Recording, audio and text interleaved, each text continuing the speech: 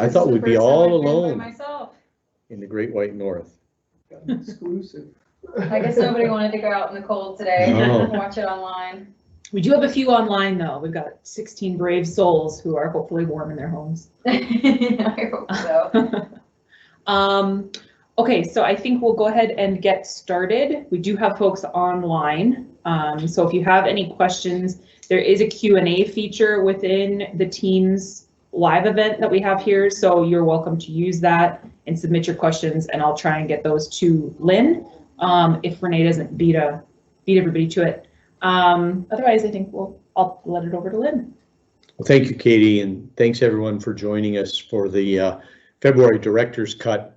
We're wrapping up the year 2020, so we're talking about year-end numbers, December of 2020.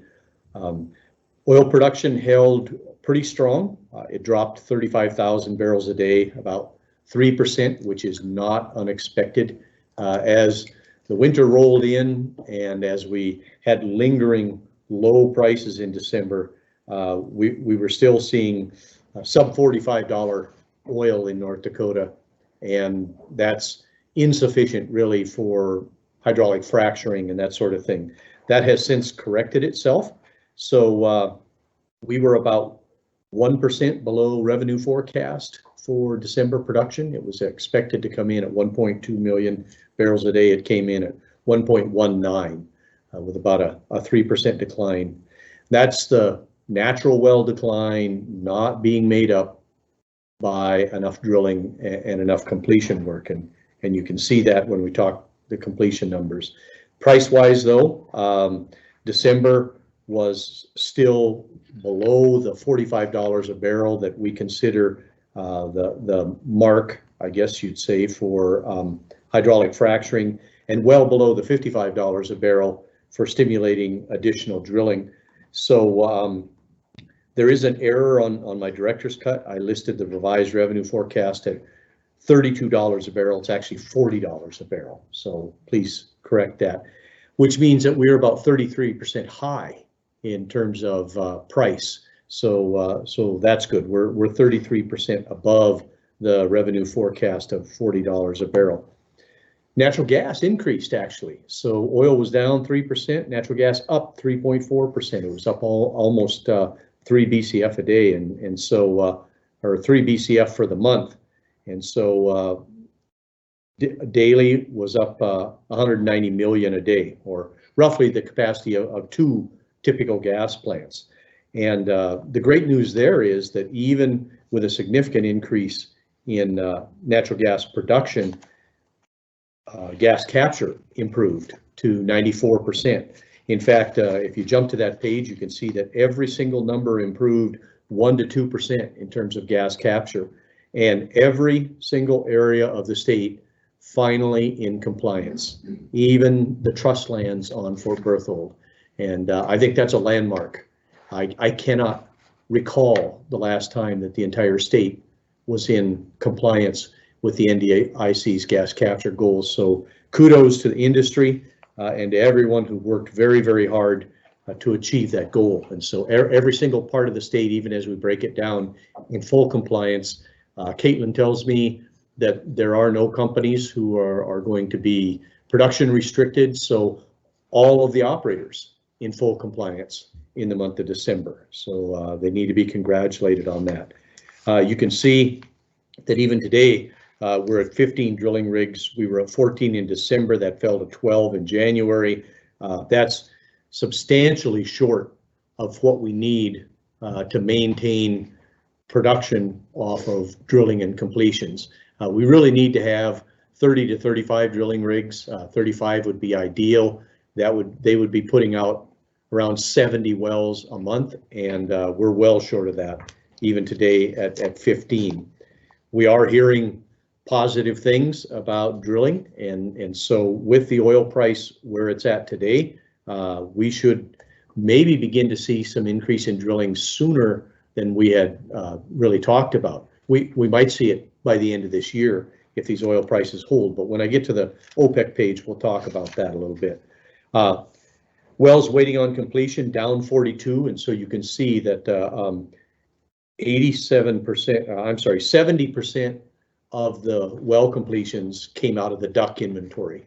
They did not come from new wells being drilled. Only 30% came from new wells being drilled. 70% came from the DUC inventory. And so, as we had talked about, companies are consuming that. We started this with about 850 DUC wells. Over half of them, 440, were what we would call tier 1 wells that would produce well in excess of 1,000 barrels a day. And so that's what industry is using to try to maintain that production. Inactive wells is down. That's good to see. It's down almost 200 wells. There's still, we estimate, between 350 and 400 wells that were shut in during the COVID pandemic impact that have not been returned to production. So that represents about 13% of our inactive wells, but 87% of these wells are long-term potential problems. And we are quite focused on that as we go into this next year as to what we're going to do to finish up our orphan well problem, and then to what are we looking at in terms of long-term. How do we get the inactive well count to come down? One of the hopeful things that we saw in President Biden's executive orders was some directive to focus federal funding and focus federal attention, federal agency attention on orphan and idle wells. So we are continuing to move with other states to promote an orphan well program that would be funded through the Department of Energy and through the Interstate Oil and Gas Compact Commission. They would administer the grants, and so that legislation is getting reintroduced. It was originally introduced by Small Torres of New Mexico and Armstrong of North Dakota, but it's getting bipartisan support, and it's going to get reintroduced in the new Congress. So we're going to push as hard as we can and make an effort there. Basically the same story on Fort Berthold as off Fort Berthold, and nothing really to discuss on page 2 outside of OPEC. I wanted to spend a little time talking about OPEC. So OPEC met just a week ago and decided to stick with their program. The reason that they're holding with that program is that world inventories are coming down. They've taken something like 2 billion barrels out of worldwide storage since they implemented the major production cuts. And Saudi Arabia voluntarily cut an additional 1 million barrels a day, and they're going to stick with that in February and March. So that's where the price support is coming from. Now they've sort of they've committed, I guess you'd say, to an approximate goal of trying to keep the price between $45 and $55 WTI, and it's at 58. So there is a lot of talk going on right now amongst OPEC Plus members about relaxing some of those production cuts. But I think with the COVID outbreaks that we're seeing in Africa, and some of the problems with the vaccine rollout and that sort of thing, there's so much uncertainty there that they decided in February to stick with their cuts. They're going to meet again in March, and so stay tuned. But they are going to stick with the 7.2 million barrels a day cut and the million barrels a day voluntary additional out of Saudi Arabia. COVID still is impacting worldwide demand. You can see the numbers there. It's interesting. Demand is coming back, but it's very uneven. Gasoline demand is still down 11%. Distillates, which is diesel fuel and fuel for ships and construction and ag, is actually up 2% over pre-COVID-19, but jet fuel is still down 31%. That's where the big hole is. And of course, with travel restrictions and everything that's going on in the EU and the UK, it's going to take some time for jet fuel demand to come back. So it's very, very uneven in terms of the demand recovery. I've already talked about gas capture. great news there. Natural gas prices have improved, but they're still well below any kind of level that would lead to natural gas drilling in North Dakota. And so not much going on there. I want to talk about the changing federal landscape. So first of all, I put quite a bit of information down there about the Bureau of Land Management and Department of Interior order or directive to put basically, initially it was a 60-day moratorium on easements, leases, and drilling permits. And then that was walked back a few days later to make sure that none of that applied to Indian trust lands, which is Indian lands that are managed in trust by the Bureau of Land Management, but it was extended indefinitely to other lands while BLM reviews the status of all those. So in terms of off Fort Berthold, all federal leasing, new drilling permits, new easements, new rights of way are on hold at this point. And so I was asked by the legislature and others to sort of quantify the potential impact of that. The long-term impact, if that remains in place for an extended period of time, would be about a 14% reduction in total North Dakota well count. And the long-term impact would be potentially a loss of federal royalties of $570 million over 15 years, half of which comes to the state. So that's $285 million that would not come to the state over a 15-year time period. And half of what comes to the state ends up going to the counties and schools. So it trickles all the way down to your local school district, the county and school of origin. So it would be all in western North Dakota where that impact would be felt. Also, there's ongoing activity over the BLM venting and flaring rule that has come back to life like a zombie. And you know, that thing dates all the way back to 2016, January of 2016. So it's 5 years old now. And there is new activity from California, New Mexico, and some environmental NGOs which have appealed Judge Skavdal's order to the U.S. District Court. So that thing is in U.S. District Court again. And the EPA methane rule is back.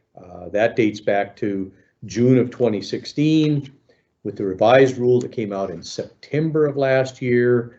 And within days, in fact, the same day that came out, California and New Mexico appealed it. That was followed the next day by several environmental organizations. And then 3 days later, I believe it was, the U.S. District Court put that new rule in abeyance. And so the 2020 rule is on hold, the 2016 rule is on hold, and we'll just have to see where the court system goes with that. So a lot of things going on in the federal realm, and a lot of concern on the part of our oil and gas operators and of course the state in terms of revenues. Probably of primary concern was the fact that 2 days ago there was supposed to be a hearing on Dakota Access Pipeline in front of Judge Boasberg, but the Department of Justice and the U.S. Army Corps of Engineers asked for a 60-day extension on that hearing, and so that is now going to be held, I believe it's April 29th, I think is the correct date for that. So the pipeline will continue to operate at least until April 29th, and then we'll see what happens there. So that is of enormous concern to the state. People have asked me, well, what's the impact of that shutting down? To the best of our ability to estimate, it would mean that 570,000 barrels a day has to find a more expensive transportation mode to market, which would be in the neighborhood of $5 a barrel, which means a reduction in state revenues of about $500,000 a day from production tax and extraction tax. So that's why you see Governor Burgum writing to the Corps of Engineers and to the Department of Justice and to ask that they not shut the pipeline down while the EIS is completed, and that EIS should be finished sometime this year. So that's probably the number one concern right now. The Bureau of Land Management moratorium or hold on permitting and leasing. Most North Dakota land that's available for lease is leased, and those are 10-year leases. So leasing will have very little impact in the first half of that 15-year time period. Drilling permits are good for 2 years. So most of what people plan to do this year and next year is already permitted. So it won't be till 2023 that we would really start to feel the impact of that moratorium. And then it would increase exponentially from there. So that's my story, Katie. April 9th. April 9th. Thank you very much. Yes, I don't let me add 20 days to that. April 9th is the actual new hearing date. That makes sense if it was from February 10th and they got a 60-day extension. Yeah. That's how that calendar works, isn't it? April 9th. Any questions here in the room? Go ahead, Adam. Regarding the April 9th deadline, you just said that it should be, operation of the pipeline should be secure or safe up until at least that deadline. Is there any concern, is there any possibility that through executive order Biden could step in earlier than that, or do you anticipate that Army Corps deadline would be the first time where there could be federal action? I anticipate that would be the first point at which there would be federal action, because the Biden Department of Justice and Corps of Engineers, it was actually the Biden administration that asked for the extension so that they could give it some review before that hearing in front of Judge Boasberg. So I don't expect there to be any kind of executive action prior to that April 9th hearing point. And it's encouraging that MHA Nation, the Fort Berthold folks, have weighed in and asked that also that the pipeline be allowed to continue operating while the EIS is completed. So you have Governor Burgum and Chairman Fox both asking that they allow the EIS to go through the full process before making a decision on the pipeline. So that's encouraging. With the increase, or you said we might or likely will see an increase in drilling sooner than expected, maybe by the end of the year. With this moratorium in place barring new oil and gas listing on federal lands, what do you expect that to come from? Yeah, so the question was, where would an increase in drilling activity come from with the moratorium in place? Actually, our largest, most well-financed oil and gas operators in North Dakota do not operate to a great extent on federal lands. So that increase in rig activity and drilling activity would take place on private and state lands. So for example, there's 2 big units that were put in place for XTO, which is the wholly owned subsidiary of ExxonMobil, and their gas plant has now gone into operation with its gathering line. So with the improved prices, that opens the door for them to put a couple of drilling rigs into business in the Hoffland and Grinnell area, which is on the north side of Lake Sakakawea, south of Tioga. Hess is looking at increased activity, and they operate very little on federal lands. Continental Resources is looking at shifting capital here, and we've heard that they've done some things to raise some capital, and they don't have a lot of operations on federal lands. So most of our well-financed large operators operate mostly on private and state lands. So it would come from them, that 5 or 6 large publicly traded companies that operate on private and state. If I could follow up with one more, when it comes to this moratorium, is there any discussion so far between your office and the Department of Trust Lands about what to do as far as funding schools and education if this moratorium stays in place? We haven't, the question was, what do we do about funding schools and county and infrastructure if this moratorium stays in place? And we really haven't had that discussion at this point. The discussions have focused around, can we partner with the MHA Nation and use their exemption to develop some of the federal lands that are immediately adjacent to Fort Berthold Reservation from the reservation. So there's the potential to utilize a partnership there to drill 75 or more wells. There have also been discussions around legal action. For example, the federal government has signed what's called communitization agreements on all these spacing units that contain these federal lands. So they've committed their minerals to those spacing units and to be pooled together with the private and state minerals in those spacing units. And now they're withdrawing their lands as potentially productive. So we think there's perhaps an opportunity there to litigate and to open up some of those opportunities. So that's the discussions that we've had so far. You mentioned the border wells. I think you're referring to the bill that Senator Kaniainen introduced, or that was discussed in committee earlier this week. Yes, so the question was the border wells that I brought up, and am I referring to the Senator Kaniainen bill? And I am. Mm-hmm. Just so you said possibly 75 additional wells there. I'm wondering if you can say anything more in terms of, like, if that bill were to pass,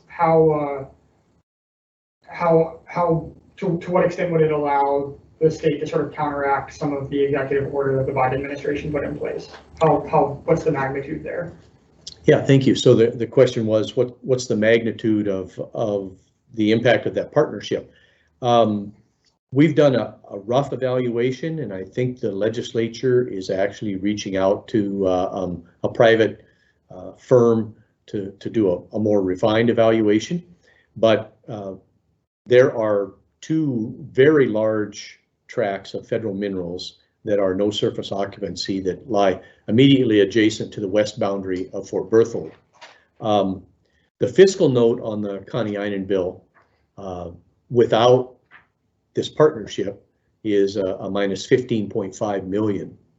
The incentive for the state to move forward is first of all, they promised that they would take a look at cross-border wells, but more importantly, those federal minerals that lie right off the western boundary of Fort Berthold Reservation contain at a minimum enough oil to generate $250 million in extraction and production taxes.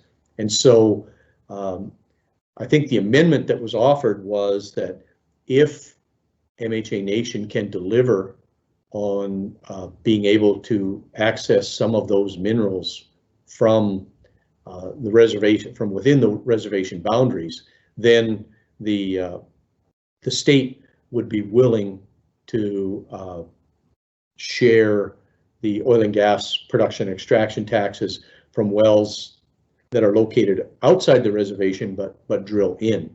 And so yeah, so there's an enormous upside. That 225 million that we've estimated would be shared 20% MHA, 80% state.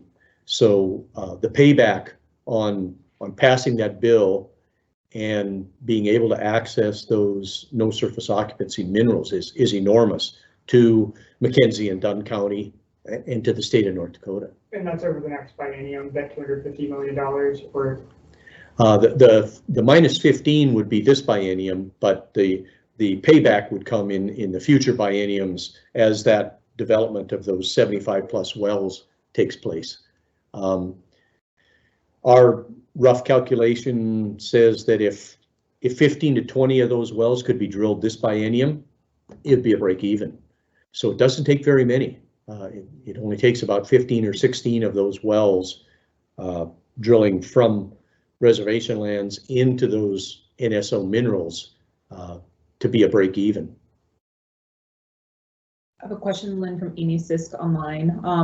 Can you talk a little bit of about what you'd attribute better gas capture percentages to in December? Are there some specific key elements that have come up? Great, yeah. So the question about the gas capture, I think dominantly it is the fact that the outrigger plant came online. And so we have outrigger operating that has relieved some gas capture pinch points in Western Williams County. I believe it's called the Sanderson plant. I just call it outrigger because I think that's such a cool name. And anyway, so that's the name of the company. But that's dominantly the reason that we saw the improvement in gas capture. So there are wells located as far east as Lewis and Clark State Park that will utilize that 70-mile pipeline and move their gas to that plant in Western Williams County. So that's the big change. And it's encouraging. The announcement came out from Hess that they are going to do their Tioga gas plant expansion this year. They didn't give us an exact date, but sometime second half of this year, they're going to move forward with that Tioga gas plant expansion. So very encouraging signs in terms of the gas capture infrastructure and keeping up and moving ahead and maintaining those, mid to high 90s capture numbers. We love those numbers. So I have another one from Morgan Benth with K-Fire. She was asking, how is production and workers, how are they dealing with the negative degree temperatures? If the bad weather continues over the next couple weeks, coupled with industry already struggling, what can we expect in the coming months, or how might weather impact production? Yeah, well, there's no question that February production is going to be negatively impacted. We've been tracking the completions. First week of February looked pretty good, and I've got all zeros for the last week or 10 days. So nobody fracks wells in these kind of temperatures. You can heat the water, but it's very it's a safety problem and an issue to try to frack or flow back a well in these kind of temperatures. And workover rigs are very limited in what they can do. There aren't very many hours of daylight, and things move very, very slowly. So as wells have mechanical failures, go offline, they're not going to be put back on until we get some better temperatures. So we are honestly expecting January production to be down a little bit again, and February, of course, you saw in January, is that when we had the windstorm? I believe it is. And so we had a few days there, maybe a week, where we lost 50,000 barrels a day due to that high windstorm and the electrical power outages. So we could see double the production drop in January, and we're going to see similar kind of numbers come out of this cold weather. So January and February will not be pretty months in terms of production, but the legislature has baked that into the forecast. Their numbers began the year at 1.2 million a day, and by June 30th, they're down to 1.1 million. So knowing that there's going to be a lot of variability in there. With the spring weather, things will pick up again, but January and February are going to be down months. Go ahead. One other question on the federal lands executive order. Hopefully this isn't too redundant. Can you quantify or how much of a difference does the exemption that the MHA Nation was able to get on the tribal lands make for the state being able to continue working on those federal lands? Yeah, thank you. So the question from the room was the exemption for Indian lands, how much improvement was that? And highly significant. Our spatial query showed 3,400 federal public land well slots that might be taken off the table. 2,900 Fort Berthold slots could have been impacted. So it it reduced the overall impact from 26% of our future well count to 14%, almost half. So very, very significant that the Fort Berthold trust lands were exempted from that moratorium. So, you know, overall, well over 6,000 well slots, but that exemption reduced it by almost half, from 26% down to 14. All right. Right. Thanks, everyone.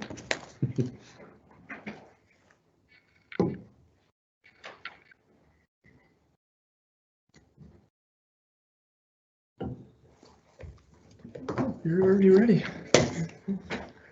I can move quick now with this. All right, to keep up.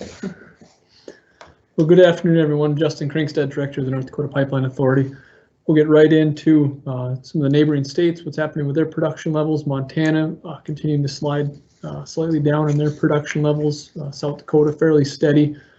0 drilling rigs operating in either one of those 2 states currently, so not anticipating at least any type of uptick, and probably a continued slow decay in that production as we move forward until they're able to increase some activity and interest in those areas. Just again on slide 3, just a spatial visual look at what was going on with production levels. Again, just for context, in crude oil in green, that month-to-month drop, you know, certainly noticeable on the chart, but nowhere near or some of the more extreme events we've had in the past, and fairly consistent with what we typically see during some of the winter months. And then gas again holding steady. On slide 4, just some minor changes and what's taking place from those dynamics of how crude oil is leaving the region. Again, over 3/4 of the oil is leaving by pipeline. The bulk 14% leaving by rail car, and then the rest either being refined locally in state in Mandan, or heading north up into Canada to hop on some pipelines and come back down into the US. And then as we can look and see on slide 5 here, again, that blue dotted line is typically the first thing I'll look at and see what are the price markets doing. And when that blue dotted line is below that $5 threshold, again, history would tell us that those barrels that have the flexibility want to get on a pipeline system, and the economics just work better. Once that blue line starts ticking above that $5 to $6, $7, then the economics start to shift, where rail starts to become more attractive if you're able to get cars and get a destination lined up. Rail volumes in December averaging somewhere around that 180,000 barrels per day. Again, the dominant destinations for those you can see on slide 7, Pacific Northwest, over the last several months, increasing its dominance in those barrels being delivered and marketed from North Dakota, with the rest going to the East Coast. And then the last couple of months, we've had 0 flows down to either Cushing in Pad 2 or the Gulf Coast. Pricing in November, the latest we have available for what the refiners are paying. Again, this continues to all line up with what we're seeing with movements. Pad 1 and Pad 5 having the highest priced markets. Pad 1 is a bit more expensive to get to by rail car, so that Pad 5 is closer. It's a single carrier route for crude by rail leaving the region. So even though it's slightly lower pricing than Pad 1, the economics do typically win out for those barrels going west. And we're seeing that again in how those barrels are leaving the region. And then where we see things today on slide 9, again, that Brent WTI spread less than $3, so I'm not anticipating any type of market forces shifting those barrels leaving the region. Import exports in slide 10, again, just an update for everyone, basically a wash. When you look at the balance between the imports and exports, that's probably the takeaway when I show this graph every month, is just to take a peek at what's taking place north or south across the border. And again, that balance being relatively almost 0 in the month of December. And then the gas capture, I know Lynn had touched on this, and really a phenomenal story about the success that we've seen with the investments in gas capture infrastructure, processing plants, compressors, new pipe in the ground. Again, the 6%, I don't recall if we've ever had 6% flaring, not in recent times. So that is certainly a milestone for the industry. On slide 12, again, you can see this is that pie chart now spread out over time, and where we saw the shrink from November to December, that 1% was in that orange category, which is flaring from wells that are connected to sales lines. Where this becomes more challenging as we get into January and February, temperatures start getting colder. The gas capture industry has challenges ahead of them, and that when the ground temperatures start to cool, we have natural gas liquids in the gas that will settle out in the pipe and basically take space that should be utilized for gas molecules flowing. And so when those pipe liquids start settling out of the pipe when they get colder, the companies have to be very diligent in their operations of pigging those lines, keeping the liquids cleared out. So hopefully as we head into January, February, March, we don't start to see any type of uptick in that because of, again, Mother Nature and the ground temperatures adding challenges to this gas capture equation going forward. And then on the new wells, the gas gathering connections out of the field, getting new pipe in the ground, getting wells connected. Again, the ideal scenario here, hand in hand, the number of new wells producing gas, number of new wells capturing and selling gas, right on par with each other. There was a big report that came out from the EIA. Every year they put out what they call their annual energy outlook. And so the last time they did this in 2020 was prior to the COVID pandemic and everything else that had taken place. And so everyone was watching very closely to see what the EIA was going to put forward for their new long-term price outlook. And so what you're looking at here, this is just the near-term compressed view.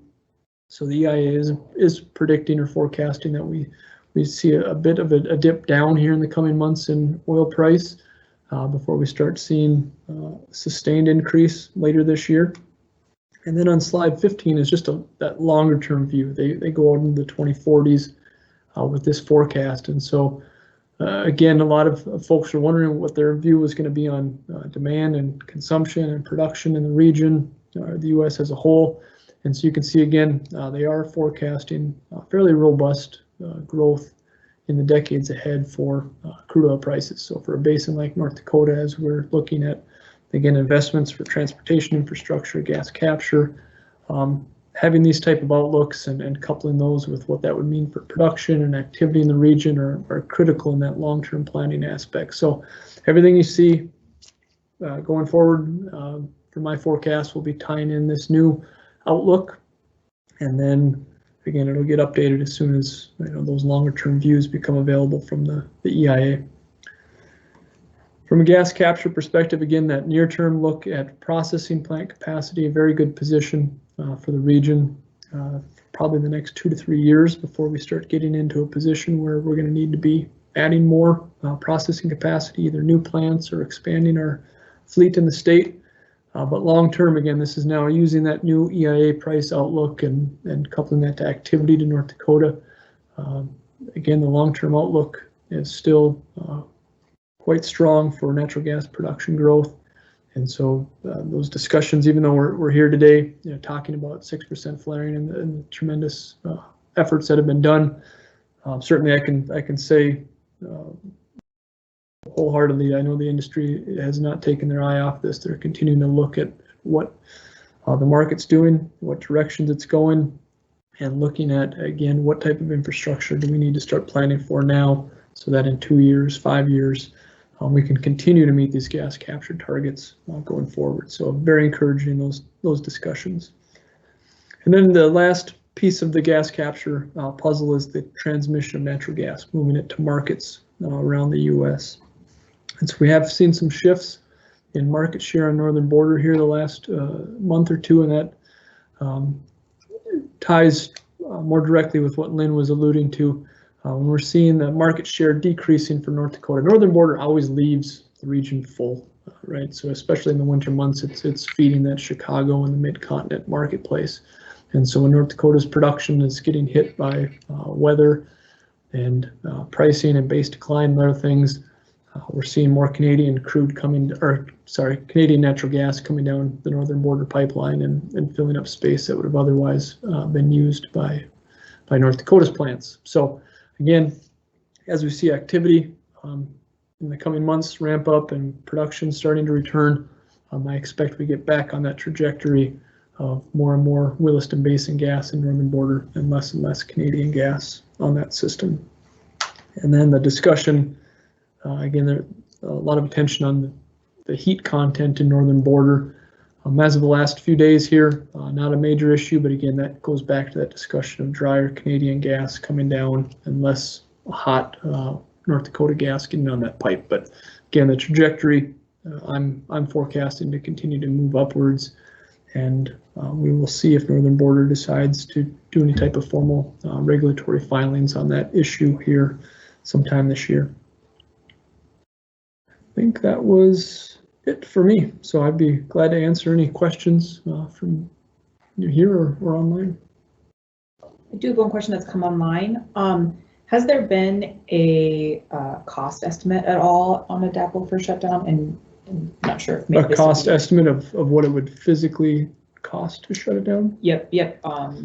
I'm sure there has. I have not seen one publicly put out of what that would require as far as purging and putting a nitrogen blanket in that pipeline, those type of things. So certainly, I'm sure that the company and others have, but I've not seen it publicly stated. Yeah. My question's on DAPL also. Lynn mentioned that the EIS is ongoing right now, and with this deadline bumped back to April 9th now, I guess how much is the impact of potential federal shutdown mitigated by the fact that that's already been, that deadline has been delayed by the Biden administration, and then if the pipeline were operating again after the EIS is over, does that delay significantly mitigate the damages that the state would take? Well, certainly if the pipeline continues operating, that would mitigate, I guess, all of the impacts. And so the longer that pipe continues to operate, every day, every hour that pipe is operating, it maximizes that value in North Dakota for the taxpayers, the royalty owners, and the industry themselves. So as the longer that can continue operating, and again, the goal from the state side would be that it would continue to operate through the